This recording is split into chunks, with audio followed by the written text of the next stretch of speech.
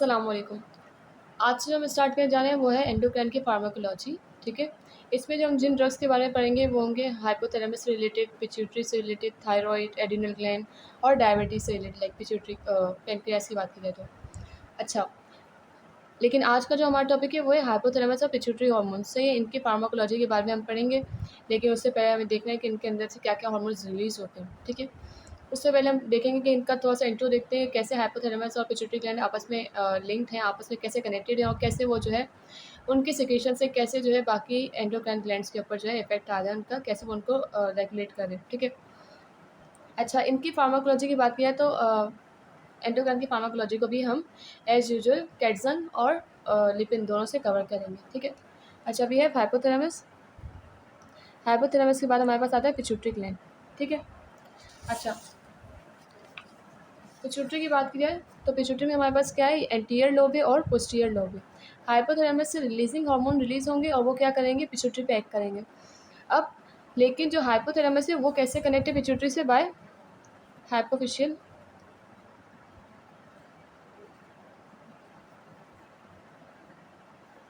Portal system से।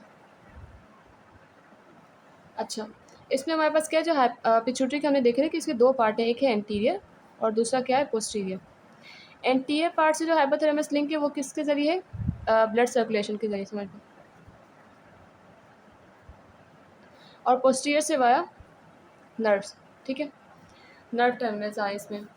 अच्छा, अब हमारे पास क्या है, हाइपोथैलेमस से हार्मोन्स जो रिलीज होंगे हमारे पास वो उन्हें हम कहेंगे रिलीजिंग हार्मोन।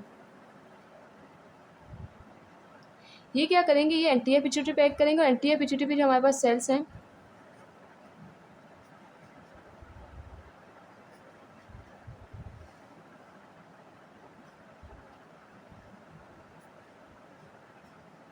ठीक है, उन पे एक्ट करेंगे। अब कैसे, जैसे अगर हमारे पास ये है सोमैटोट्रॉप, हाइपोथैलेमस से रिलीजिंग हार्मोन रिलीज होगा और वो आके करेगा इफेक्ट इस सोमैटोट्रॉप पे। तो यहाँ पे से कौन सा रिलीजिंग हार्मोन आएगा, जैसे बार सोमैटोट्रॉप्स क्या है, सोमैटोट्रॉपिन रिलीज करेंगे, दैट इज ग्रोथ हार्मोन।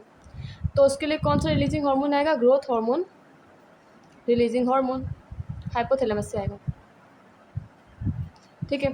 वो आके इसके सोमैटोट्रॉप पे एक्ट करेगा एंटीरियर पिट्यूटरी के, और वो सोमैटोट्रॉप जो है ग्रोथ हार्मोन की प्रोडक्शन कराएंगे। अच्छा, ये चीज़ होगी इसके हर सेल के बाद, भी हम लाइन से पढ़ते हैं। ठीक है।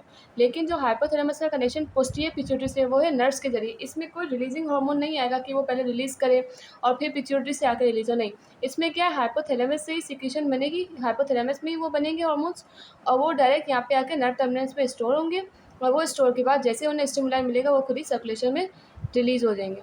ठीक है। अच्छा, यहाँ पे हमने बात करी सोमैटोट्रॉप्स की। सोमैटोट्रॉप्स हैं, फिर हमारे पास है लेक्टोट्रॉप। ठीक है। फिर हमारे पास है कॉर्टिकोट्रॉप, फिर है थायरोट्रॉप्स वगैरह। ठीक है। अच्छा, इनमें हमारे पास क्या है, जैसे सोमैटोट्रॉप था तो उसके लिए सोमैटोट्रॉपिन रिलीजिंग हार्मोन। लेक्टोट्रॉप है तो लेक्टोट्रॉप से हमारे पास क्या बनेगा, प्रोलैक्टिन रिलीज होगा।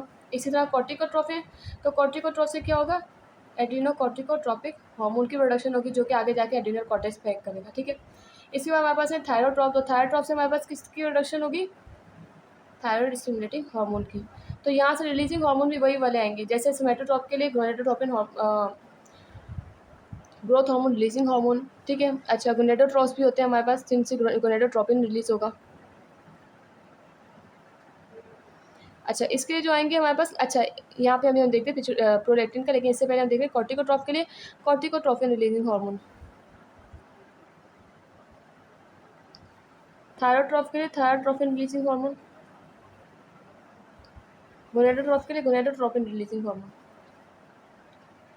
लेकिन पिट्यूटरी प्रोलैक्टिन का ये है कि प्रोलैक्टिन के लिए हाइपोथैलेमस की तरफ से नेगेटिव के सिग्नल आते हैं, इनहिबिटरी सिग्नल आते हैं, और वो किसके ज़रिए होते हैं, डोपामीन के ज़रिए, जो कि आके इसको इनहिबिट करेगा।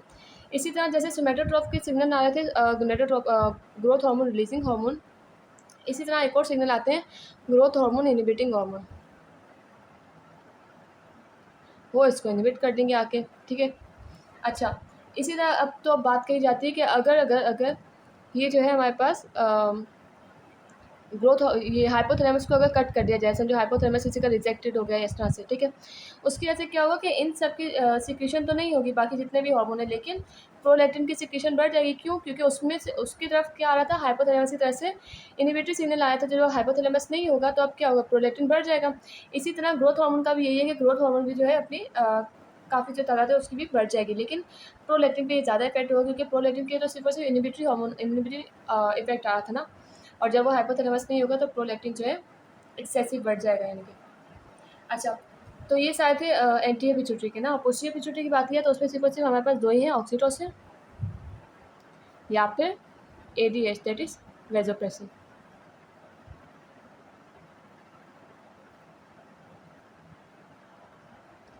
अच्छा, सेल्स की हमने बात की थी ना कि एंटीरियर पिट्यूटरी में सेल्स है कि हार्मोन जो है रिलीजिंग हार्मोन हाइपोथैलेमस से आके इन सेल्स के ऊपर लगेंगे। इन सेल्स के ऊपर क्या होगा कि ये जो एक सेल है इसके ऊपर रिसेप्टर, तो जब ये रिलीजिंग हार्मोन आके हाइपोथैलेमस से जब आके इस रिसेप्टर पे लगेगा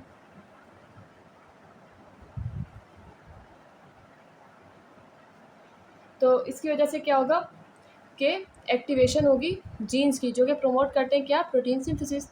सेल के अंदर जीन्स की एक्टिवेशन होगी जो कि प्रोटीन सिंथेसिस को प्रमोट करेंगे, ठीक है ना, यानी कि प्रोटीन प्रिकर्सर सिंथेसिस को।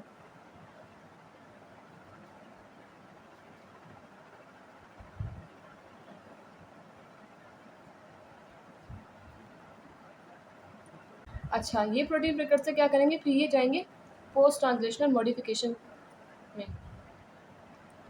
ताकि क्या प्रोड्यूस कर सके, हॉर्मोन्स।